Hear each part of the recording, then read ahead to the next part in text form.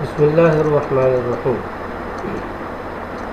ہمارا جو موضوع ہے وہ ہے مطالعہ پاکستان۔ تو بہت سے لوگ مطالعہ پاکستان میں وہ سوشل اسٹڈیز پڑھا کرتے ہیں پاک اسٹڈیز میں۔ میں یہ چاہتا ہوں کہ ہم مطالعہ پاکستان میں پاکستان کے بارے میں بتائیں۔ کچھ باتیں ہم سوشل اسٹڈیز کی بھی کریں گے، دنیا بھر کی بھی کریں گے انشاءاللہ، لیکن جو ہمارا فوکس ہوگا وہ ہوگا مطالعہ پاکستان۔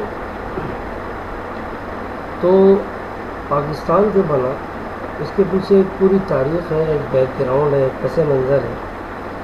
تو ہم تفصیل میں نہیں جائیں گے، مختصر انشاءاللہ آپ کو ہم بتائیں گے کہ تاریخی پس منظر ہے کیا، پاکستان بننے کا بیک گراؤنڈ کیا ہے۔ تو یہ ذہن میں رکھیے کہ بر صغیر میں، کیونکہ پہلے پاکستان، ہندوستان، بنگلہ دیش، یہ تینوں مل کے ایک ہی ملک تھا۔ یہ الگ الگ نہیں تھا، پاکستان الگ، بنگلہ دیش الگ، ہندوستان الگ، ایسا نہیں تھا۔ یہ تینوں ایک ہی تھے اور ان تینوں کو ملا کے بر صغیر کہا جاتا تھا۔ بر صغیر، ایک ہوتا ہے بحر اور ایک ہوتا ہے بر۔ بر کہتے ہیں خشکی کا حصہ، بر صغیر چھوٹا خشکی کا حصہ ہے۔ تین ممالک، یہ تین بڑے بڑے ملک ملا کے بر صغیر بنا ہوا تھا۔ بھارت، اس بر صغیر پہ مسلمانوں نے تقریباً 1000 سال حکومت کی۔ مسلمانوں نے تقریباً 1000 سال اس پہ حکومت کی، لیکن تاریخ اس بات پر گواہ ہے کہ جب بھی مسلمانوں نے اسلام کے سنہری اصولوں سے انحراف کیا، لکھا ہوا ہے بر صغیر میں مسلمانوں نے تقریباً 1000 سال حکومت کی، لیکن جب انہوں نے اسلام کے سنہری اصولوں سے اعتراف کیا، اعتراف میں یہ انحراف کیا تو آہستہ آہستہ ان کا زوال شروع ہو گیا اور مسلمانوں کے حالات خراب سے خراب تر ہوتے چلے گئے۔ جب بھی مسلمانوں نے اسلام کے اصول، اسلام کے رولز اینڈ ریگولیشن کو چھوڑا، زندگی غیروں کے طریقے کے مطابق گزاری، تو مسلمان ہمیشہ زوال کا شکار رہے، پستی کا شکار رہے، عروج ان کو نصیب نہیں ہوا۔ جب انہوں نے اپنے رولز اینڈ ریگولیشن کو فالو کیا، حضرت محمد مصطفیٰ صلی اللہ علیہ وسلم کی تعلیمات کو فالو کیا، جب ان کا عروج ہوا دنیا کے اندر۔ 12 تو بر صغیر میں مسلمانوں نے حکومت کی، اور جب ان کا زوال شروع ہوا تو پھر شاہ ولی اللہ رحمۃ اللہ علیہ، ان کا اصل نام تھا قطب الدین، شاہ ولی اللہ رحمۃ اللہ علیہ، ان کا اصل نام تھا قطب الدین، بہت مشہور معروف عالم دین اور دینی رہنما تھے۔ تو انہوں نے مسلمانوں کی اس پستی اور زوال کو محسوس کیا اور اس کے لیے بے شمار انہوں نے کاوشیں کی کہ کس طریقے سے مسلمان عروج میں آ جائیں اور زوال ختم ہو جائے۔ تو انہوں نے جو کاوشیں اور جو محنتیں کی، اس میں سب سے پہلی کیا ہے، سب سے پہلی یہ کہ انہوں نے دوسرے ممالک کے حکمرانوں کو خطوط لکھے اور ان سے مسلمانوں کی مدد کی اپیل کہ آپ ہماری مدد کریں۔ اور سب سے پہلے ان کے خطوط میں سے جن کو بھی خطوط لکھے گئے، جن بادشاہوں کو، سب سے پہلے ان کے خط پر لبیک کہنے والا جو تھا وہ تھا احمد شاہ ابدالی۔ احمد شاہ ابدالی نے سب سے پہلے لبیک کہا اور کہا کہ میں اپنی فوج کے ساتھ آپ کی مدد کے لیے تیار ہوں۔ بہرحال ایک کوشش تو انہوں نے یہ کی کہ مسلمانوں کے جو بادشاہ تھے ان کو خطوط لکھے۔ دوسری جو ان کی کاوش کی ہوئی تھی کہ انہوں نے اپنی تحریروں کے ذریعے مختلف فرقوں کے لوگوں کو ایک پلیٹ فارم پہ جمع کیا۔ دیکھ سکتے ہیں نمبر 1 یہ ہو گیا، خطوط لکھے۔ نمبر 2، اپنی تحریروں کے ذریعے مختلف فرقوں کے لوگوں کو ایک پلیٹ فارم پر جمع کیا، کہ لوگ ایک پلیٹ فارم پر جمع ہو۔ ایک پلیٹ فارم پہ جمع ہونے کا یہ مطلب نہیں ہے کہ لوگ جو ہے نا ریگولر کا جو اسٹیشن ہوتا ہے پلیٹ فارم ہوتا ہے وہاں جمع ہو گئے۔ مطلب یہ کہ لوگ رنگ، نسل اور فرق واریت کو چھوڑ کے ایک پلیٹ فارم پہ کھڑے ہوں، ان کا نظریہ، ان کا مقصد ایک ہو کہ ہمیں اسلام کا بول بالا کرنا ہے۔ بھارت دوسری انہوں نے کوشش یہ کی کہ لوگوں کو اپنی تحریروں کے ذریعے سے، کیونکہ بہت سارے طریقے ہوتے ہیں لوگوں کو ایک پلیٹ فارم پہ جمع کرنے کی، یا تو تحریر ہوتا ہے یا پھر تقریر ہوتا ہے، تو انہوں نے اپنی تحریر کے ذریعے سے، کیونکہ اس وقت سوشل میڈیا کا تو دور نہیں تھا، تو لہٰذا خطوط لکھے جاتے تھے، تحریر لکھی جاتی تھی، لٹریچر لکھے جاتے تھے، تو انہوں نے اپنی تحریروں کے ذریعے سے کتابیں لکھی مختلف، اس کے ذریعے سے انہوں نے لوگوں کو ایک پلیٹ فارم پہ جمع، اور ان کی تحریروں میں جو سب سے مشہور تحریر ہے، ان کی بہت مشہور کتاب ہے، اس کا نام ہے حجت اللہ البالغہ، ان کا نام ہے، اس کتاب کا نام ہے حجت اللہ البالغہ، میں نے لکھا ہوا ہے، اس کتاب کا نام ہے حجت اللہ البالغہ، یہ باغہ لکھا ہے، بالغہ ہے، حجت اللہ البالغہ۔ تو دو باتیں ہوئی، تیسری بات یہ کہ انہوں نے ایک ایسے کارنامہ کیا کہ جو کسی نے اس سے پہلے نہیں کیا تھا، اور وہ یہ تھا کہ انہوں نے فارسی میں سب سے پہلے قرآن پاک کا ترجمہ کیا۔ اچھا، اس زمانے میں کیونکہ عربی کے بعد دوسری زبان جو بہت اہمیت کی حامل تھی وہ تھی فارسی، لوگ فارسی جانتے تھے، فارسی بان تھے، تو انہوں نے فارسی میں، جو لوگ فارسی کو جانتے ہیں وہ دیکھ سکتے ہیں کہ فارسی میں بہت سارے علوم کا خزانہ ہے، تو انہوں نے فارسی میں قرآن پاک کا ترجمہ کیا سب سے پہلے شاہ ولی اللہ رحمۃ اللہ علیہ۔ اچھا، اس کے بعد آپ کو بتائیں کہ شاہ ولی اللہ رحمۃ اللہ علیہ اصل نام ان کا تھا قطب الدین، ان کی پیدائش ہوئی 1707 عیسوی میں، 1707 میں آپ پیدا ہوئے، اور 1762 میں آپ کی وفات ہوئی، اور انہوں نے ایک تحریک چلائی تھی، ایک تحریک انہوں نے چلائی جس کا نام تھا تحریک احیاء اسلام۔ احیاء کہتے ہیں زندہ کرنے کو، اسلام کا مطلب اسلام ہے، احیاء اسلام، اسلام کو زندہ کرنے کی تحریک۔ تو انہوں نے جو تحریک چلائی یعنی تحریک احیاء اسلام، اس کے بانی کون تھے؟ حضرت مولانا محدث شاہ ولی اللہ رحمۃ اللہ علیہ۔ اچھا جی، اب ان کی وفات کے بعد جو کاوش الدین سید احمد شہید رحمۃ اللہ علیہ، اس کے بعد سید احمد شہید رحمۃ اللہ علیہ نے اس کاوش میں حصہ لیا، اور انہوں نے بھی ایک تحریک چلائی، جس تحریک کا نام تھا تحریک مجاہدین۔ تحریک مجاہدین یہ ان کی مشہور تحریک تھی، اور اس کے بانی تھے یہ۔ انہوں نے پنجاب اور سرحد کے علاقوں سے جہاد کا آغاز کیا، جو کہ ہندوؤں اور خاص کر سکھوں کے خلاف تھا۔ یہ جہاد خاص کر ہندوؤں اور سکھوں کے خلاف تھا۔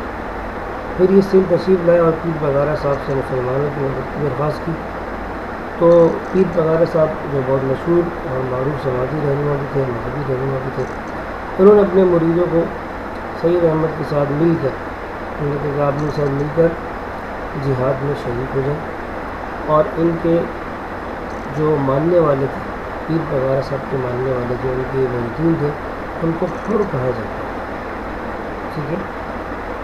تو سید احمد شہید رحمۃ اللہ علیہ نے ان سے درخواست کی، تو ان کی درخواست پر پیر پگارا صاحب نے اپنے مریدین میں ان کے ساتھ شامل ہونے کا حکم دے دیا۔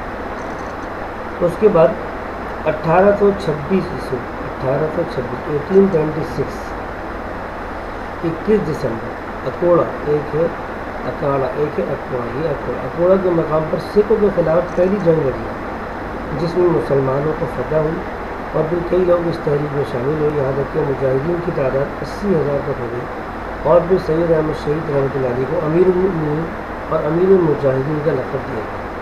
امیر المؤمنین اور امیر المجاہدین کا لقب سید احمد شہید رحمۃ اللہ علیہ کو دیا گیا۔ اس کے بعد مسلمانوں کو رنگین کی فتح ہوئی تھی، لیکن تاریخ اس بات پر گواہ ہے کہ ہمیشہ مسلمانوں کو اپنوں سے نقصان پہنچا، اپنوں کی وجہ سے مسلمان زوال اور پستی کا شکار ہوئے۔ تو اسی طرح یہاں پر بھی ہوا۔ کچھ عرصے کے بعد مہاراجہ رنجیت سنگھ نے سردار یار محمد اور اس کے بھائی سلطان خان، ان دونوں کو رشوت دے کر سید صاحب کے خلاف بغاوت پر ابھارا۔ ان لوگوں نے بغاوت شروع کر دی۔ تو یہ دیکھیں کہ چونکہ اپنے تھے، سردار یار محمد اور سلطان خان دونوں اپنے ہی لوگ تھے، ان کو بغاوت پر ابھارا، اور پھر آخرکار 6 مئی 1831 سکھوں کے خلاف ایک اور لڑائی ہوئی، سکھوں کے درمیان اور مجاہدین کے درمیان ایک اور لڑائی ہوئی، اور اس لڑائی میں سید احمد رحمۃ اللہ علیہ کو اور ان کے بہت سارے جانے سارے کو شامل کر دیا۔ تو یہ دونوں چیزیں آپ کے سامنے آئیں، شاہ ولی اللہ رحمۃ اللہ علیہ کی کاوش اور سید احمد شہید رحمۃ اللہ علیہ کی کاوش۔ جب سید احمد رحمۃ اللہ علیہ کو شہید کر دیا گیا تو یہ بات میں آپ کو پہلے بتا چکا ہوں کہ انگریز جو تھے وہ ہندوستان میں آ چکے تھے، اور انگریز ہندوستان میں آئے تھے 1818 بر صغیر میں آئے اور کچھ علاقوں پر قبضہ کیا انہوں نے، اور پھر آہستہ آہستہ 1849 میں تقریباً یہ اکثر جو علاقے تھے اس پر یہ قبضہ کر چکے تھے، اور اب آخر میں تقریباً پورے ہندوستان پر ان کا قبضہ ہو چکا تھا۔ تو اب چونکہ رہنے والے تھے ہندو اور مسلمان، اور حکومت کرنے والے اور جو بڑے بڑے عہدوں پر فائز تھے وہ تھے انگریز، تو عوام نے برطانوی سامراج یعنی برطانوی شہنشاہیت اور حاکمیت کے خلاف ہندوستان میں آزادی کا نعرہ لگا دیا کہ ہندوستان کو آزاد ہونا چاہیے۔ اس وقت پاکستان کی کوئی بات نہیں تھی، بنگلہ دیش کی کوئی بات نہیں تھی، اس وقت کیونکہ پورا بر صغیر تھا، ہندوستان کے نام سے مشہور تھا، تو اس وقت ہندوستان کی آزادی کی بات چلی کہ جناب ہندوستان کو انگریزوں سے آزاد ہونا چاہیے۔ اور پھر یہ تحریک چلتی رہی اور آخرکار 1857 میں جنگ آزادی لڑی گئی، جنگ عظیم نہیں، جنگ آزادی لڑی گئی۔ اب یہ جنگ آزادی کیوں لڑی گئی، اس کی کیا وجوہات تھیں وہ میں آپ کو بتا دوں۔ یہ دیکھیں لکھا ہوا ہے 1857 کی جنگ آزادی کے اسباب۔ تو انگریزوں نے جو وجہ تھی لڑائی کی وہ چند وجوہات ہے، جس میں سے پہلی وجہ انگریزوں نے مقامی رسم و رواج کا خیال نہیں رکھا، یعنی انگریز اپنی رسم و رواج نافذ کرنے لگے۔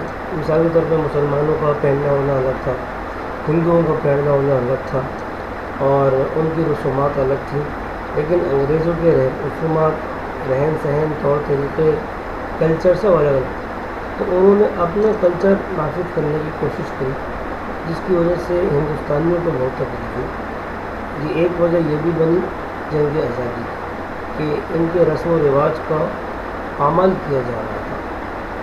دوسری وجہ 1857 کی جنگ آزادی کی دوسری وجہ ایسے قوانین بنائے جس سے ان کی سلطنت بڑھے، یعنی انگریزوں نے ایسے قوانین رول ریگولیشن بنائے کہ ان کی حکومت اور پکی ہو جائے اور ان کی حکومت آگے بڑھے۔ تیسری وجہ فارسی کی جگہ انگریزی کو سرکاری زبان بنا دی۔ اب عام طور پہ کیونکہ لوگوں کو انگریزی آتی ہی نہیں تھی، اب انہوں نے کہا نہیں سرکاری زبان انگریزی ہونی چاہیے، تو اس سے لوگوں کو مشکلات پیش آئیں۔ تو جس طرح آج کل ہمارے یہاں دیکھیں، وہ پاکستان میں ہمارے یہاں ویسے تو اردو ہے، لیکن عام طور پہ یہ دیکھا جا رہا ہے کہ انگریزی زبان کو فوقیت دی جائے، اس میں ہمارا جو طبقہ ہے، جو مزدور طبقہ یا ہمارا مڈل طبقہ، وہ ترقی نہیں کر پا رہا۔ کیوں؟ اس لیے کہ اس کو بہت ساری چیزیں آتی ہیں۔ چائنا جو ترقی کر رہا ہے اس کی خاص وجہ کیا ہے کہ چائنا میں ہر چیز اس کی اپنی زبان میں، ہمارے یہاں اپنی مادری زبان میں بہت کم چیزیں ہیں، جس کی وجہ سے لوگوں کو سمجھ بھی نہیں آتی، تو لوگ ترقی نہیں کر پاتے، ملک وہیں کے وہیں کھڑے آتے۔ میری اگر رائے ہے کہ اگر ساری چیزیں اردو میں کر دی جائیں تو بہت سارے لوگ، کیونکہ ابھی دیکھیں ایک طبقہ ہمارا وہ جو بینک کی سلپ نہیں بھر سکتا، نام لکھے ہوتے ہیں سائن بورڈ وغیرہ پہ کچھ لکھا ہوتا ہے، دکانوں کے باہر نام لکھے ہیں، تو وہ ان کو بیچاروں کو پڑھنے نہیں آتی۔ تو اردو زبان میں اگر ہماری تعلیم، ہمارا کلچر، ہماری بہت ساری چیزیں اردو زبان میں آ جائیں، میں زبان سیکھنے سے منع نہیں کر رہا، زبان تو آنی چاہیے، لیکن جس میں عمومی فائدہ ہے، عوام کا فائدہ ہے، معاشی طور پر جو فائدہ ہوگا، اور جب سب کو زبان آتی ہوگی تو پھر کوئی مشکل پیش نہیں آئے گی کسی بھی۔ چین کی ترقی کا ایک اہم راز یہ ہے کہ ان کی ہر چیز اپنی زبان میں، وہ گورے سے متاثر نہیں ہوتے، ہم گورے سے، انگریز سے متاثر ہو جاتے ہیں۔ اچھا جی، تو فارسی کی جگہ انگریزی کو سرکاری زبان بنایا، تو یہ دیکھیں اتنی بڑی وجہ بنی کہ جنگ آزادی کی وجہ بنی۔ چوتھی وجہ جنگ آزادی کی وہ تھی فوج کے تمام اعلیٰ افسران انگریز تھے، بھاری تنخواہیں بھی لیتے تھے، جبکہ نچلے درجے کے تمام لوگ ہندو اور مسلمان تھے، یعنی جو سپاہی تھے، کام کرنے والے لوگ تھے، وہ تو ہندو اور مسلمان ہیں، اور اعلیٰ افسران وہ انگریز ہیں۔ تو یہ کیسے انسان برداشت کر سکتے ہیں کہ جی غیر جو ہے وہ ہمارے سروں پر حاکم بن کے ہم پر مسلط ہو جائے کہ ہم سے کام کرائے۔ پھر اس پر سونے پہ سہاگا نہیں کہ تنخواہیں بھی ان کی آگی، سیلریز بھی بھاری لے رہے ہیں، مسلمانوں اور ہندوؤں کو کیا مل رہا ہے؟ کچھ نہیں۔ پانچویں وجہ، سپاہیوں کو دی جانے والی جو کارتوس یعنی بلٹس جو تھے اس میں خنزیر اور گائے کی چربی کا استعمال ہے۔ آپ کیونکہ مسلمان خنزیر کی چربی کو حرام سمجھتے تھے اور ہندو گائے کی چربی کو حرام سمجھتے تھے، کیونکہ ان کے نزدیک گاؤں ماتا ہے۔ تو سپاہی کیونکہ میں نے آپ کو بتایا کہ وہ ہندو اور مسلمان تھے، اور بلٹس میں خنزیر اور گائے جو ان کے مذہبی اعتبار سے دونوں کے لیے استعمال کی قابل نہیں ہے، اس میں ان کی چربی کا استعمال کیا جا رہا ہے، تو ان کے مذہبی جذبات مجروح ہوتے تھے۔ چھٹی بات جو کی وجہ تھی وہی تھی کہ مسلمانوں سے زیادہ تر مسلمان تھے، ہندوؤں سے بھی ہوا لیکن زیادہ تر مسلمانوں سے ان کی جائیدادیں ضبط کر لی گئی۔ تو یہ ساری وجوہات بنی جنگ آزادی کی جو 1857 میں لڑی گئی۔ اگر آپ سے سوال کیا جائے کہ 1857 کی جنگ آزادی کے اسباب بیان کریں تو آپ یہ بیان کر سکتے ہیں، 3-4 پوچھے جائیں تو آپ 3-4 بتا دیں، بہرحال آپ کو پتہ چل گیا۔ آگے چلیے۔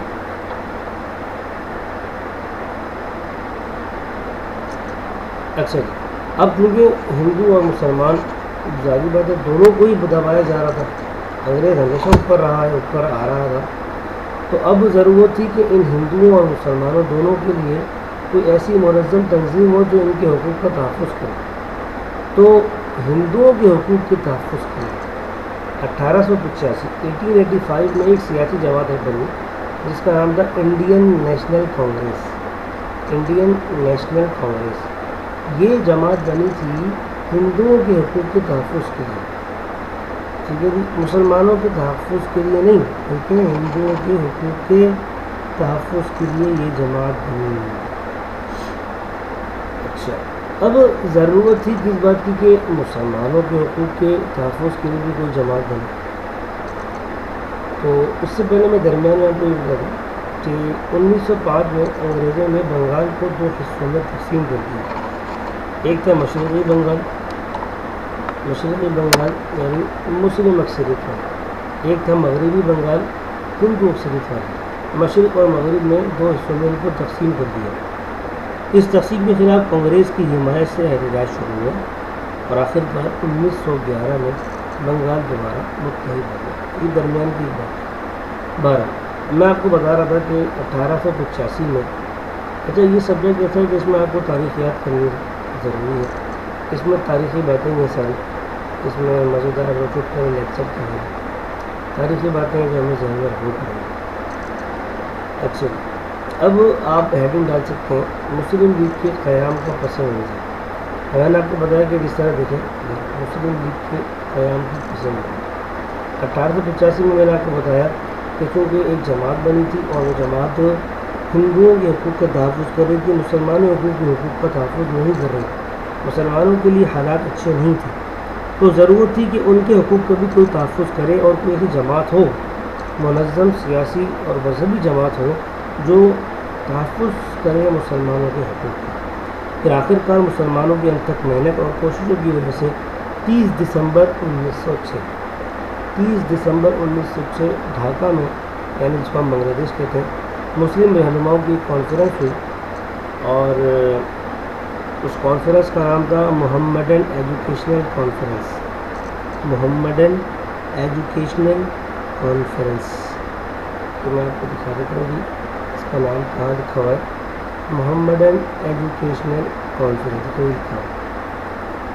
1906 میں یہ کانفرنس ڈھاکہ کے مقام پر منعقد ہوئی جس کا نام تھا محمدن ایجوکیشنل کانفرنس۔ اس میں تقریباً تمام مسلمان رہنما جمع ہوئے اور ایک منظم سیاسی جماعت مسلمانوں کے حقوق کے تحفظ کے لیے بنائی گئی اور اس کا نام رکھا گیا آل انڈیا مسلم لیگ۔ آل انڈیا مسلم لیگ، ٹھیک ہے، سمجھ میں آ گیا، آل انڈیا مسلم لیگ یہ جماعت بنائی گئی اور اس کا صدر مقام کا مطلب یہ ہے کہ اس کا دارالحکومت وہ علی گڑھ کو بنایا گیا۔ اس کے سر آغا خان، ان کا نام سلطان محمد شاہ، یہ مسلم لیگ کے پہلے صدر تھے۔ سید علی حسن بن گرامی یہ سیکرٹری تھے اور نواب سلیم اللہ اور وقار الملک یہ تھے جوائنٹ سیکرٹری، ٹھیک ہے، ان کو بنایا گیا 12۔ تو یہ ایک جماعت بنائی گئی مسلمانوں کے حقوق کے تحفظ کے لیے 1906 میں، 1906 میں آل انڈیا مسلم لیگ۔ تو اب ہم یہ پڑھیں گے کہ مسلم لیگ کیوں وجود میں آئی، یعنی مسلمانوں کے حقوق کے لیے جو یہ تحفظ کے لیے جو جماعت بنی تھی، آخر یہ کیوں وجود میں آئی، اس کی کیا وجہ تھی۔ شعر ہم نے یہاں لکھا ہے، دیکھیں، آرزو قافلے میری منزل کو پانے کے لیے، جستجو چاہیے طوفان پر چھانے کے لیے، یعنی ضرورت پڑتی ہے کسی بھی چیز کے لیے کہ محنت کریں، منزلوں کو پانے کے لیے محنت کرنی پڑتی ہے۔ کہ جو اتنا پیارا سا ملک وجود میں آ گیا ہے، اس کے لیے بے شمار کاوشیں اور محنتیں اور جانوں کا نذرانہ پیش کیا گیا ہے۔ 12۔ تو مسلم لیگ کے قیام کے اسباب اور وجوہات، کہ مسلم لیگ کیوں وجود میں آئی۔ نمبر 1، پہلی وجہ اردو اور ہندی تنازعات، اردو اور ہندی تنازعات، یعنی اردو زبان اور ہندی زبان کا آپس میں جھگڑا۔ یہ مطلب نہیں یہ دونوں زبانیں آپس میں لڑ رہی ہیں، مطلب یہ دیکھیں، میں یہاں بتاتا ہوں آپ کو، 1867 میں بنارس کے جو تعلیم یافتہ ہندو تھے، انہوں نے اردو رسم الخط کے خلاف ایک مہم چلائی، یعنی رسم الخط کہتے ہیں لکھنے کا انداز۔ اب ہوتا کیا تھا کہ جو رسم الخط جو لکھائی ہوتی تھی وہ ہوتی تھی اردو میں، تاکہ سب کو سمجھ میں آئے۔ جب لوگ تعلیم حاصل کرتے رہے تو آخر میں ان کے ذہن میں یہ بات آئی کہ اب رسم الخط ہندی میں ہونا چاہیے۔ جس طرح آپ دیکھیں ہندوستان سے ہیں، وہاں ہندی میں لکھا ہوتا ہے، نہیں سمجھ میں آتا، ہندوستان والوں کو سمجھ میں آتا ہے، ہر آدمی نہیں سمجھ سکتا۔ اردو ایک ایسی زبان میں جس کو عام طور پہ لوگ سمجھ گئے۔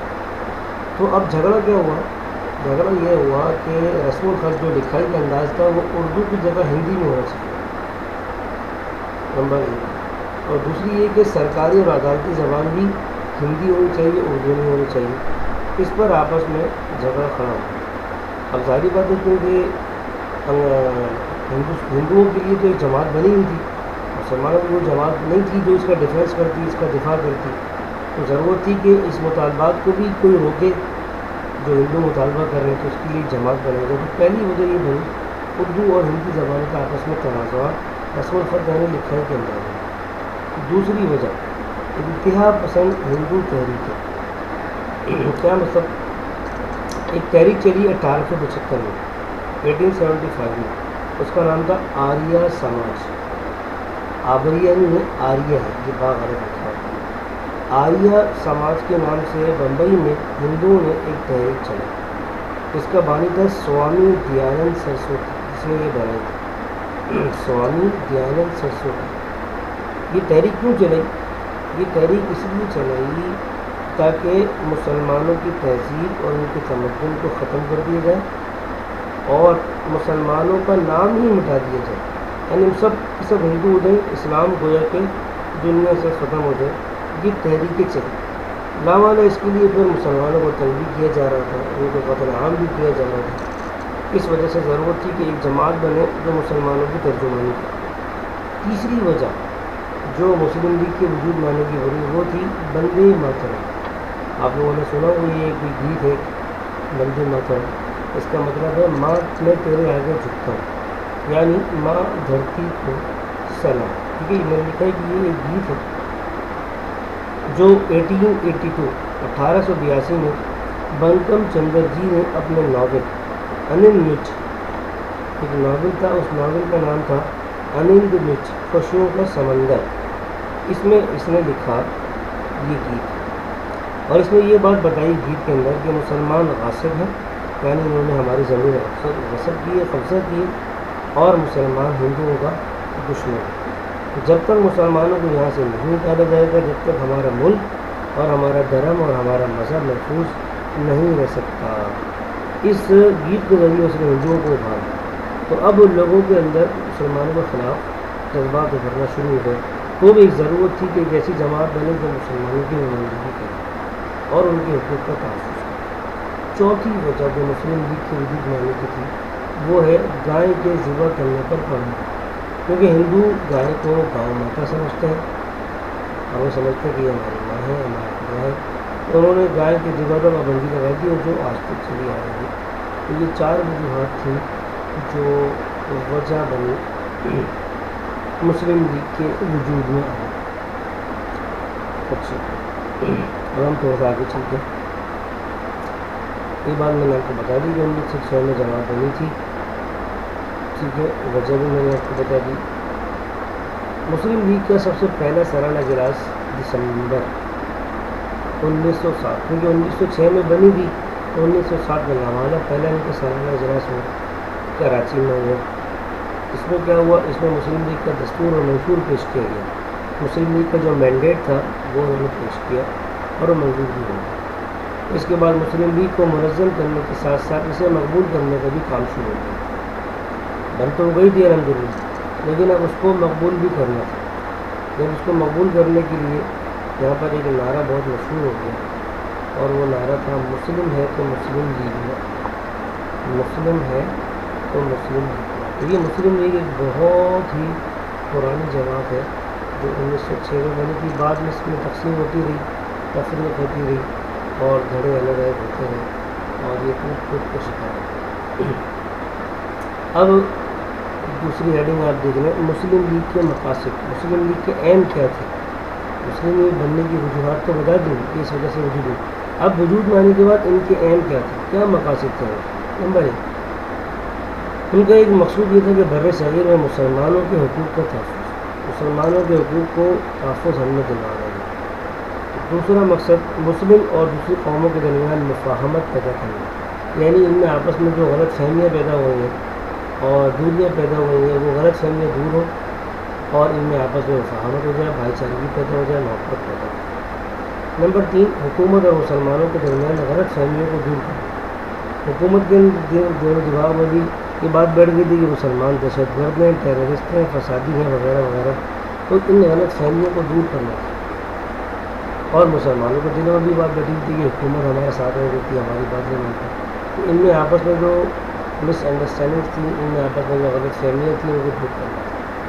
نمبر 4, مسلمانوں کے نظریات اور خواہشات اور مطالبات کو حکومت کے سامنے پیش کرنا, کہ اب مسلمانوں کی کوئی جماعتیں نہیں تھی. ظاہر بات ہے ایک عام آدمی تو گورنمنٹ تک اپنے مطالبات نہیں پیش کر سکتا, تو ایک جماعت کی ضرورت تھی جو مسلمانوں کے مطالبات کو گورنمنٹ تک پہنچائے.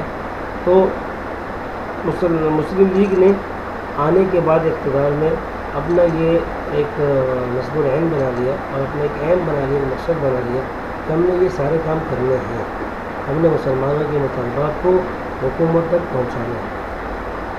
اچھا, اب مسلم لیگ بن گئی تو اس کا فائدہ کیا ہوا؟ اس کا فائدہ یہ ہوا کہ مسلمانوں میں احساس کمتری ختم ہو گیا. نمبر جو مسلمانوں کے اندر ایک کمپلیکس تھا کہ ہماری تو کوئی حیثیت ہی نہیں ہے, ہماری کون سنے گا, ہماری بات اوپر تک کیسے جائے گی, ہمارے حقوق کا تحفظ نہیں ہے, ہم تو پس جائیں گے, کٹ جائیں گے, ختم ہو جائیں گے, مر جائیں گے. تو ان کو ایک پلیٹ فارم مل گیا, ان کی جماعت بن گئی, تو ان کا یہ احساس کمتری ختم ہو گیا, ان کے اندر کانفیڈنس آ گیا, اور کمپلیکس ان کا ختم ہو گیا. ایک فائدہ تو یہ ہوا. دوسرا فائدہ کیا ہوا؟ مسلمانوں کو اپنے نمائندے منتخب کرنے کا موقع مل گیا. یعنی اب مسلمانوں کو اس کا موقع مل گیا کہ ہم الیکشن کمیشن میں ہمارے بننے آئیں گے, ہم ان کو ووٹ دیں گے, اور ہمارا ایک نمائندہ کھڑا ہوگا, تو ہم اپنی مرضی سے اپنا نمائندہ منتخب کر سکتے ہیں, اپنا لیڈر چوز کر سکتے ہیں. تیسرا فائدہ, مسلمانوں کی اکثریت ایک پلیٹ فارم پر جمع ہوئی. لوگوں نے فرقہ واریت کو چھوڑ دیا, اور لوگ ایک پلیٹ فارم پہ, مسلم لیگ کے پلیٹ فارم پہ جمع ہو گئے. یار یہ ہماری جماعت ہے, تو لہٰذا ہمیں اسی کے تحت مل کے کام کرنا. چوتھا فائدہ, مسلمان خواب غفلت سے بیدار ہو گئے, اور انہیں سیاسی میدان میں ایک مقام ملا. یعنی پہلے مسلمانوں کو کوئی جانتا ہی نہیں تھا, لیکن اب مسلمانوں کو پتہ چلے گا نہیں کہ ہماری کچھ سیاسی حیثیت ہے, اور ہماری مذہبی حیثیت بھی ہے, ہماری باقاعدہ جماعت ہے الحمدللہ جو ہماری ترجمانی کر رہی ہے. تو اب ہمیں کام کرنا چاہیے, ہمیں غفلت میں بھی نہیں رہنا چاہیے. پانچواں فائدہ, حکومت کا یہ تاثر ختم ہو گیا کہ سیاسی معاملات میں کانگریس کو اجارہ داری حاصل ہے. حکومت کے ذہن میں یہ بات تھی کہ کانگریس کو اجارہ داری. مسلم لیگ کے آنے کے بعد اب الحمدللہ یہ ہوگا کہ نہیں بھائی, کانگریس ہی صرف نہیں ہے بلکہ اب اور بھی جماعتیں ہیں. تو صرف کانگریس اپنی مرضی سے سارے کام نہیں کر سکتی, بلکہ اب مسلم لیگ بھی وجود میں آ چکی ہے، لہٰذا مسلمانوں کو اب نہیں دبایا جا سکتا ہے۔ یہ ہو گیا مسلم لیگ کے حوالے سے سارا۔ اب آگے انشاءاللہ تھوڑی سی باتیں میں کریں گے۔ آج کے لیے کافی ہے۔